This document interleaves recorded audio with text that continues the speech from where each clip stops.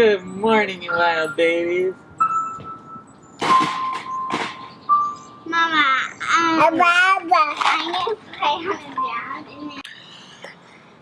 Oh, I'm a little bit nervous. This is going to be a different kind of vlog, so if you're expecting happy, fun music, tune in tomorrow. If you guys have been on YouTube lately, you've heard these messages. There's a bunch of people endorsing Hillary, and there's a bunch of people endorsing Trump, and this could be Facebook or just driving around the city, you see these signs. Although there's a lot of disagreement about who to vote for, there's one thing that everyone agrees about. Sitting on the sidelines this time around is not okay. So vote for Hillary Clinton. If you want Donald Trump, vote Donald Trump. You really need to in this election. If you're thinking about going third party, look at what everyone's saying about why you should and why you shouldn't. Educate yourself and then vote what you want. This election is different. Because it is a very important one. I think the most blatant of the comments I heard was by Louis C.K. If you vote for Hillary, you're a grown-up. Yeah. If you vote for Trump, you're a sucker. Right. If you don't vote for anybody, you're an asshole. Right. That's what I think, overall. Nice summation. Yeah. So we thought, you know what, our life is so damn easy right now. Let's take the smallest minority opinion on the planet that I've never heard on Facebook or YouTube, and let's pick a fight there. That's a good use of our time. Actually, We're not picking a fight. we're joking. We're not picking a fight, although it might appear that way, but this is actually what we believe. And our entire goal of this video is not to convince you or to change your mind, or to tell you why you shouldn't vote. This is not that type of message at all. But it's really just to show another viewpoint that we haven't heard out there, and it happens to be the one that we believe and are practicing also. It's always a little bit alarming to me when the whole world is unified on a message. And maybe it's not the world, maybe it's just America, but one of two things is happening. Either we finally nailed it, we finally worked out our kinks as a society, or I think we should be a little bit leery about, like, why are people buying into this idea so quickly and so easily that voting is this important? And I want to just explore that a little bit. I think democracy is great. But I also think it's an experiment. You know, it's a 200-year-old experiment that we're a part of. And I like it, but I'm not convinced that it's going to work for the long run. And the only way I know this, I don't consider myself a super smart person, especially when it comes to history. Like, I just don't know. Like, I couldn't tell you when World War I was. I couldn't tell you the years of World War II. I don't know the difference between, like, the Korean War and the Vietnam War. But I do know historically that if something didn't work in the past, or if it lasted only X amount of time, that it's somewhat pretentious and prideful to think we actually have it figured out right now better than anyone else in history. And I understand that people died for this to happen. And some people might say, well, they died for you to have a voice. And I would say, maybe they died for me, but maybe they just died for themselves because they believed in this idea. And it doesn't make me less grateful, but I don't feel like I have a sense of obligation to fulfill those people's visions or dreams for what they wanted. Another thing people say is, well, if you don't vote, you can't complain about the results. To that, I completely agree. But I would ask people who say that this question. If you do vote, do you think that that gives you the right to complain? My heroes, the people that I look up to, spent time in jail, spent time on hunger strikes, spent time starving themselves, being starved, spent time being oppressed, spent time being nailed to a cross, and none of them complained. So I think complaining regardless of the results is just not helpful, not empowering, and not the way I'm interested in living. It's a lot of noise. So I agree with you, but I don't think that's really the point here. One of my heroes that I read a lot of growing up was a guy named Yancey, and I appreciate him because he provided a critical voice to the religious community that I was raised in. He was saying things that people, no one else said. He was using his brain in a way I thought kind of wasn't allowed. This is a video that he released recently. It's not something I understand at all.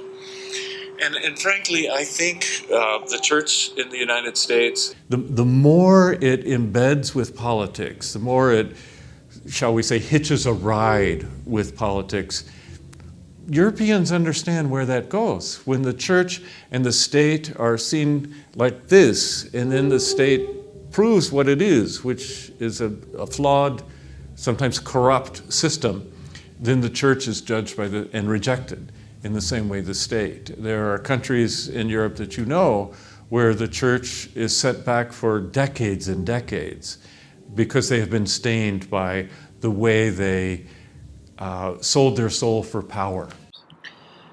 The thing that I love about his video is he's not bashing Hillary or Trump. He's actually discrediting the entire idea of true power coming from the political realm and saying, regardless of what religion you are, it just doesn't matter. But if you believe in any type of spirituality, I think this applies, that there is a type of power that lies beyond politics.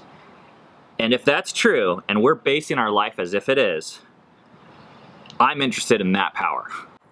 Don't want to ignore that power. Or get distracted by other lesser powers. It must have been 8 years ago. I wrote a blog post. Blog with a B. So this was writing right after Obama got elected to office. It's funny, it's still up. By the way, I'm going to post links to everything that I'm talking about down in the description so you guys can look at it on your own time. But what I did, it's kind of ghetto. Like, you can't even see pictures. I just captured the words of what I saw people posting on Facebook that claimed, from my perspective, to be religious. And these are some of the things that I read. This is the day after Obama got elected. Obama. And I deleted the names, but is thrilled. I am elated. I am overjoyed. Last night I was so thrilled and overwhelmed by Obama's huge victory. I'm proud to be an American today. I'm like, OMG, OMFG, OMG, OMG. She fell to the ground and cried in a room full of people she didn't know. OMG. I feel like this is a wonderful, amazing dream. And then there's the other side. Knows God is still in control. We'll just live in another country. Welcome to the longest and most painful 4 years in American history. I wrote this piece, but the point of my writing wasn't against Obama, but I was just looking at the tweets of people that claim to be my religious friends and Facebook updates and comparing them with the non-religious friends in my life, and they look the exact same, which is an alarm to me. And to me, this doesn't discredit the people that wrote these things. That wasn't the point. But here we are 8 years later, and I would ask on either side, did all of our hopes and dreams come true? Like that excitement, that energy that was in the air, and this was in Seattle, so people were pumped. Did it come true? Like, are we as excited right now, 8 years later, about this supposed change and hope that was supposed to come? I don't feel it. I don't see it. And I never felt it. But I'm saying, even for the people that were saying it, it seems to have just like disappeared. And now we're like, hey, I need to take out the trash. And I wonder if my bills are getting paid on time. And on the flip side, did Obama like ruin our life? Did he ruin the government? You know what? The biggest problem in our life right now is me being selfish. It's our marriage. And me not having control over my emotions when I'm trying to love my kids unconditionally. That's the biggest problem in our life. Not gay marriage, not the tax bracket, not anything out there. Oh, hello! Hi, Annie. Hi. And the biggest joys of our life, by the way. Can you see that? Hi, Annie. Hi there. And the biggest joys in our life are not anything that came from the outside either. They're this picture right here. What we've learned is you can't pin all your hopes and dreams on one man or woman, and you can't pin all your problems and all your pain on one man or woman. Or even a political system. Or a political system. We believe that we shouldn't put our hope in government. But before we get too far down that, I want to clarify, we do believe that we want people to have hope and to get excited and to feel things that are positive. But we really just want to direct our hope to the things that will actually fulfill that hope and that will actually... And will last. Will last and do good on its promises and meet our desires in the deepest ways. Here's another video that I've been watching recently. Sorry, I'll apologize ahead of time. This guy's wearing a tie. To preface this video, it's a little bit confusing. This video is a guy talking from the angle of demons. So he's like, he's talking about the language of the bad guy, the enemy's plan. In the can spiritual often be realm. tempted to use their religion to justify their political goals. So it doesn't matter to us whether they worship the donkey or the elephant, as long as they don't worship the enemy. You see, they have to absolutize politics because they relativize religion. Everybody needs an absolute somewhere.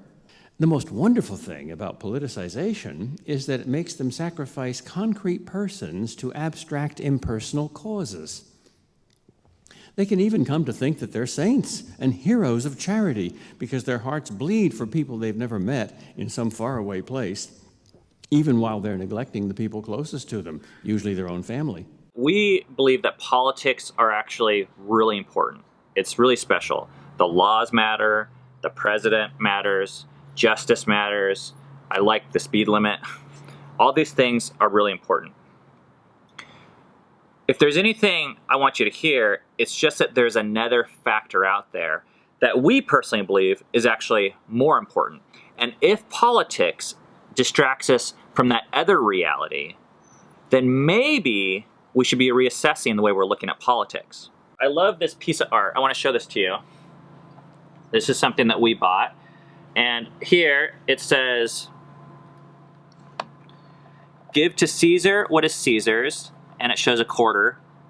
And then over here, it says, "Give to God what is God's," and it shows a heart.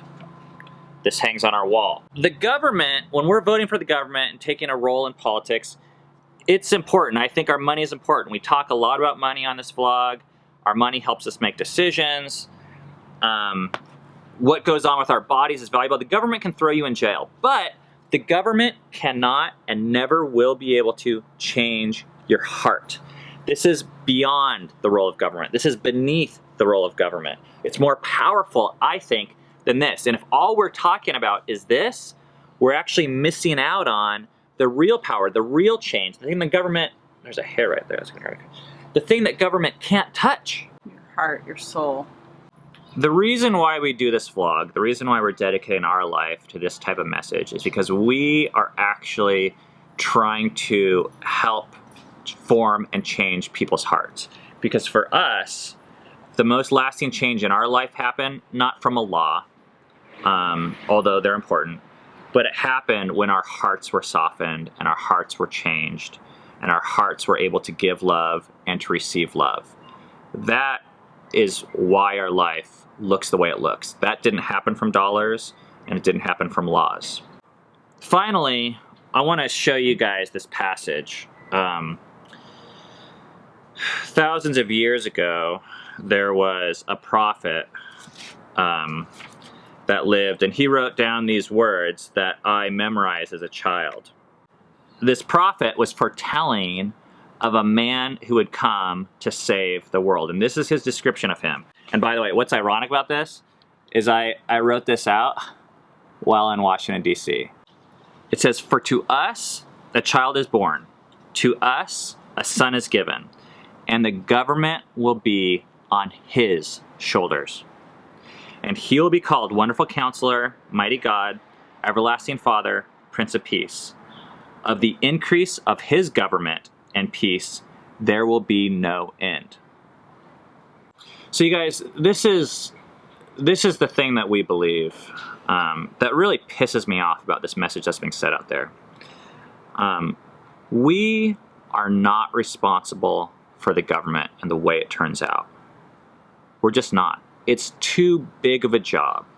How government plays out is on the shoulders of God. And I think what these people would have you believe, it sounds kind of empowering to say, hey, you got to do this, otherwise you're a bad person.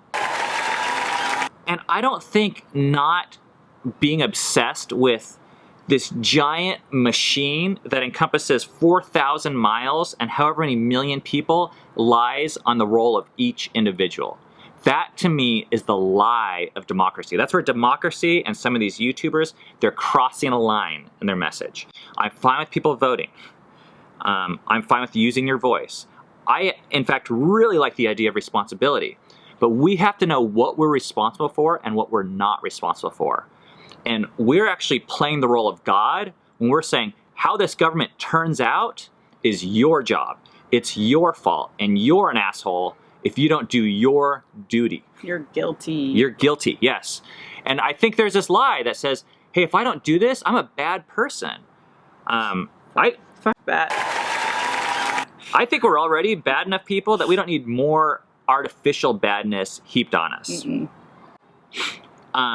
But the big thing isn't don't vote. That's not our message. But I would say if you aren't voting and you feel like a piece of crap, I would say I don't believe you're a piece of crap. And I don't think God thinks you're a piece of crap. And whatever your opinion is of voting or who you're voting or whether you're voting or not, I hope that you consider that there is a government beyond this government that will someday come that has more power than this government ever has, and it will be better. And if you can put your time and energy into that government, we think it's a better use of time and energy if you have to choose. And the best government on earth that we can conceive of with the type of power we use will never be more important or more valuable than the gentlest father.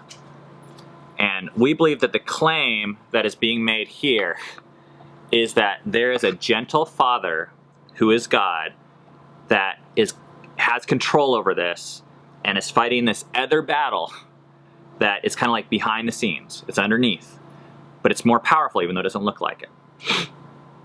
I vote for him. Thank you guys for even considering this. I know it's this is a longer video. It's a different video. We're going to resume back to normal tomorrow. But I hope that this provides some level of hope for you regardless of what you believe. Thanks for watching. Now, get out there and vote.